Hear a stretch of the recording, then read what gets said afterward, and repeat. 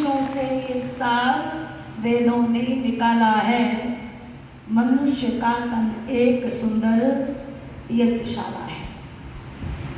पवित्र मन के लिए कहा है, मन सा न जग में प्रकाश कोई सच्चा मित्र, मन सा न कोई और शत्रु हुड़दंगा है। मन से ही रीत प्रीत, मन से ही शांति गीत, मन से ही कलह कपट देश गंगा है। मन ही मिलाता ईश, मन ही दिलाता मुक्ति, और मन ही तो डालता सुकर्मों में अड़ंगा है। मन है मरीज तो लजीज कोई चीज नहीं, और मन यदि चंगा तो खटोती में ही गंगा है। मन से इंद्रियां कार्य करती हैं। यदि मन पवित्र है तो इंद्रियां भी पवित्र होंगी, और उन इंद्रियों से किए हुए कर्म भी बोलो पवित्र होंगे। और जब कर्म पवित्र होंगे तो संस्कार बोलो। इस संसार में कोई सबसे कठिन कार्य है तो अपने संस्कारों को बदलना है। यज्ञ के उपरांत व्यक्ति के अंदर कितने सात्विक भाव पैदा हो जाते हैं। सर्वे भवन्तु सुखिनः, सर्वे सन्तु निरामया, सर्वे भद्राणि पश्यन्तु मां कश्चित् दुर्भाग् भवेत्। सबका भला करो भगवान, सब पर दया करो भगवान, सबको दो वेदों का ज्ञान, और सबका सब विधि हो कल्याण। और फिर देखो संगठन की ताकत में अकेले नहीं करते यज्ञ। पति कहता है देवी बैठो, आओ ना यज्ञ करेंगे दोनों मिलकर। ऋषि दयानंद को पढ़ो, वो कहते हैं पति पत्नी दोनों मिलकर के यज्ञ करें, अपनी अपनी आहुति प्रदान करें। और यदि किसी कार्य से पति बाहर गया है तो पत्नी यज्ञ करे, और पति के बट की आहुति पत्नी प्रदान करे। और जिस दिन पत्नी अनुपस्थित हो उस दिन पति जो है पत्नी के हिस्से की आहुति यज्ञ कुंड में प्रदान करे। यज्ञ संपन्न हुआ, बड़ा सात्विक मन हुआ। और फिर देखो ऐसे हाथ जोड़ करके नमस्ते, क्यों माताओं करती है कि नहीं करती? पति भी नमस्ते करता है और पत्नी भी नमस्ते करती है।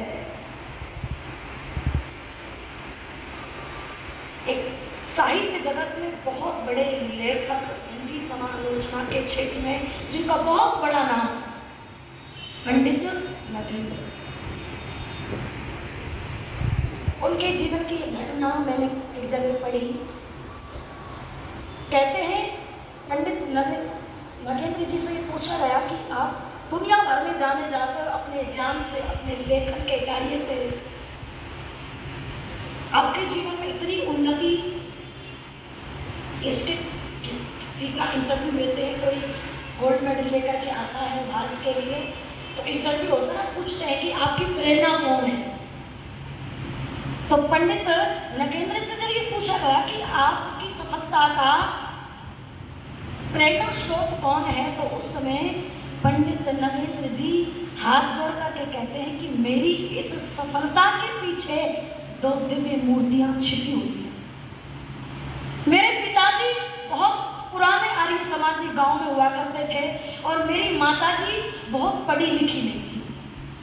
अगर लोग ये सोचते हो ना कि बहुत पढ़ लिख जाने के बाद में व्यक्ति अच्छे से जीता है, ये गलत है। कई बार अनपढ़ माताएं भी इतनी अच्छी प्रकार से जिंदगी जीती हैं कि जीवन जीने का आनंद आ जाता है। पंडित नगेंद्र की मां पढ़ी लिखी नहीं थी, बिल्कुल अनपढ़ थी। कहते हैं जब यज्ञ, नगेंद्र जी लिखते हैं कि जब मेरे माता पिता मेरे को देखता था यज्ञ करते हुए, देखो बालक देखने से सीखते, उपदेश से नहीं सीखते। आप भी को चलो यज्ञ करो, चलो हमारे समाज में जाओ, चलो नमस्ते करो, ऐसे नहीं सीखते। जो बालक देखते हैं वो जल्दी सीख लेते हैं। वो कहते हैं मेरी माँ झुक करके यज्ञ के बाद मेरे पिता को जो है झुक करके चरण स्पर्श करके नमस्ते करती थी। तो मेरे पिताजी ये कहते थे देवी तू जो है ऐसे झुक के, इतना झुक के नमस्ते मत किया कर। पिता भी नमस्ते करते थे झुक करके, ये नहीं कि पति अकड़ में रहे, मैं पति हूँ घर का राजा हूँ।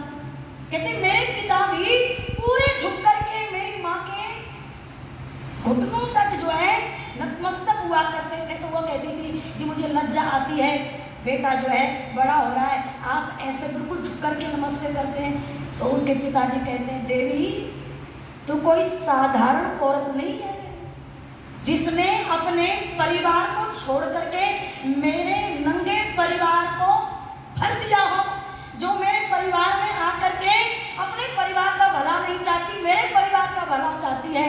देवी तू कोई साधारण स्त्री नहीं है, मैं साधारण स्त्री समझ के तुझे नमस्ते नहीं करता। सज्जनों, जो पति अपनी पत्नी की इज्जत करता है, सम्मान करता है, निश्चित रूप से इसका प्रभाव किस पर पड़ता है? संतान पर पड़ता है। आप सत्या प्रकाश पढ़ करके देखो, जिस परिवार में जो है पति पत्नी से प्रसन्न और पत्नी पति से प्रसन्न, उस कुल का क्या होता है?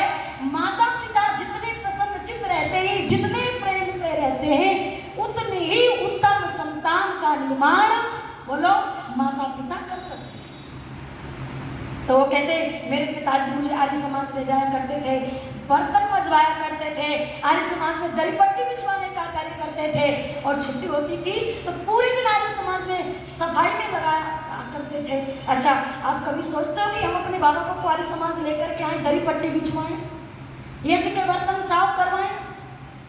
देखो, व्यक्ति वो बड़ा नहीं है जो बहुत मोटा पैकेज लेता हो, व्यक्ति वो भी बहुत बड़ा नहीं है जो बहुत अच्छे साफ सुथरे कपड़े पहनता हो, व्यक्ति वो भी अच्छा नहीं माना जाता जो बहुत बड़ी कोठी में रहता हो, बहुत बड़े शहर में रहता हो। अरे, जिस व्यक्ति के जीवन की पवित्रता से जो सुगंध निकलती है, माता पिता की आज्ञा, माता पिता के चरणों में जो बालक नतमस्तक होता है, उसकी इस पवित्रता से सारा संसार जब मुक्त हो जाए तो वो बड़ा आदमी समझो। आप एक पिता को दुनिया की सारी संपत्ति के ढेर पर बैठा दो, चक्रवर्ती राजा बना दो पूरे संसार का, और बेटा जूता मारता हो, बेटा अब शब्द बोलता हो, अच्छा बताओ वो पिता खुश होगा अंदर से? ना। पिता चाहे फटी धोती पहनता हो, एक समय का भोजन करने के लिए ना हो, किंतु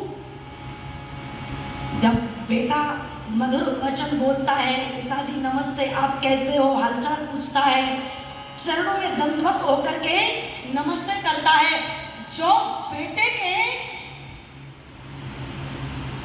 अनुवादन से, बेटे के बोले हुए शब्दों से जो शांति, जो सुख मिलता है, वो चक्रवर्ती राजा बनने से पिता को सुख बोलो नहीं मिलता।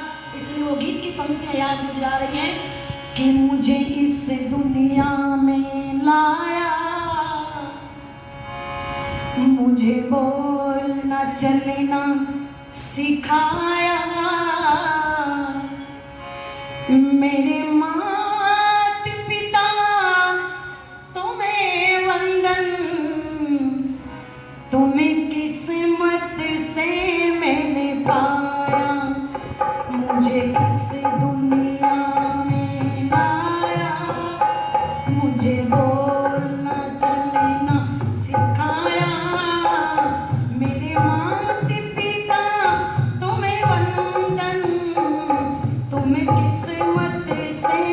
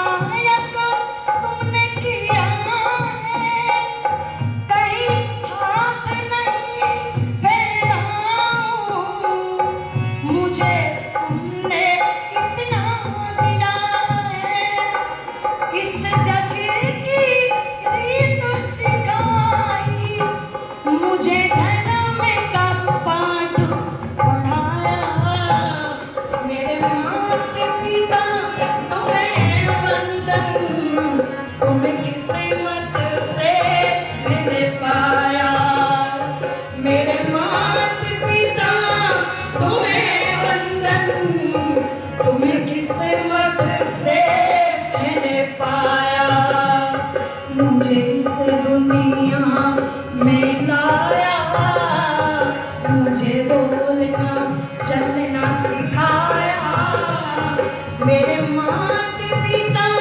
तुम्हें वंदन, तुम्हें किस्मत से मैंने पाया, मेरे माता पिता तुम्हें वंदन, तुम्हें किस्मत से मैंने पाया।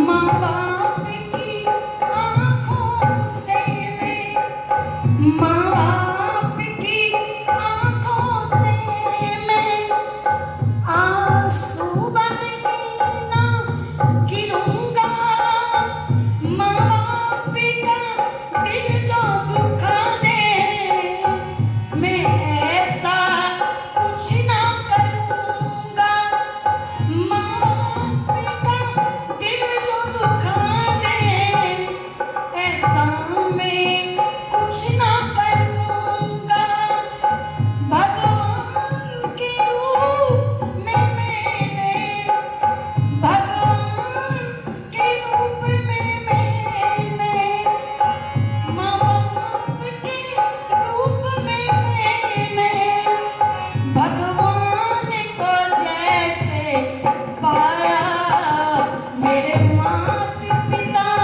तुम्हें वंदन, तुम्हें किस्मत से मैंने पाया, मेरे माता पिता तुम्हें वंदन, तुम्हें किस्मत से मैंने पाया, मुझे इस दुनिया में लाया, मुझे बोलना चलना सिखाया, मेरे माता पिता तुम्हें वंदन, मेरे माता पिता तुम्हें वंदन, तुम्हें किस्मत से मैंने पाया, तुम्हें किस्मत से मैंने पाया, तुम्हें किस्मत से मैंने पाया।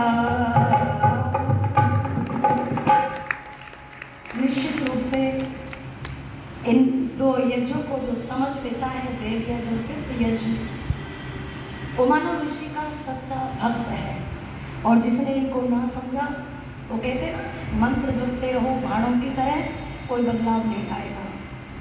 ये थोड़े से विचार आपके मध्य में रखे। आप सबका बहुत बहुत धन्यवाद।